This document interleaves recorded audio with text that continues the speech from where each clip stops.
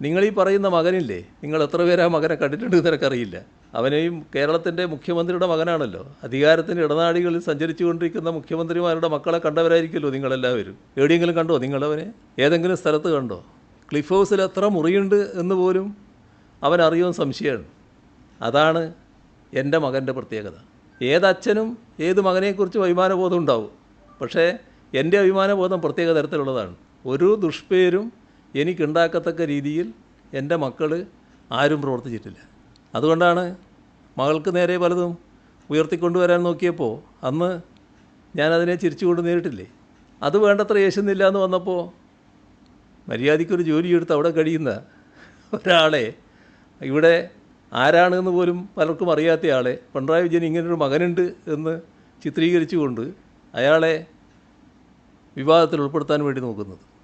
അതുകൊണ്ട് വിവാദമാകുമോ? അത് എന്നെ ബാധിക്കുമോ? ഈ പറഞ്ഞ ആളെ ബാധിക്കുമോ?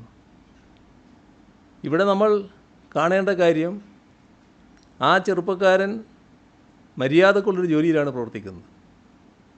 മനസ്സിലാക്കേണ്ട ഒരു കാര്യം, അയാളെ പൊതുരീതികൾ, ജോലി, പിന്നെ വീട്, ഇത് മാത്രമാണ്. ഒരു പൊതുപ്രവർത്തന രംഗത്തും അയാളില്ല സാധാരണഗതിയിൽ. തെറ്റായൊരു കാര്യത്തിനും ഇതേവരെ അയാൾ പോയിട്ടുമില്ല. നല്ല രീതിയിൽ ജീവിച്ചു പോവുകയാണ്. ഒരു ദുഷ്പേരും എനിക്കുണ്ടാക്കിയിട്ടില്ല. മക്കൾ ദുഷ്പേരുണ്ടാക്കുന്ന ഒരുപാട് കാര്യങ്ങൾ നിങ്ങളെല്ലാം ശ്രദ്ധയിലുണ്ടാവുമല്ലോ. ഞാനതിൽ അഭിമാനിക്കുകയാണ്. നല്ല അഭിമാനം എനിക്കുണ്ട്. എൻ്റെ മക്കളാരും എൻ്റെ രാഷ്ട്രീയ പ്രവർത്തനത്തിന് നിരക്കാത്ത, എൻ്റെ ശീലങ്ങൾക്ക് നിരക്കാത്ത ഒരു പ്രവർത്തനവും നടത്തിയിട്ടില്ല.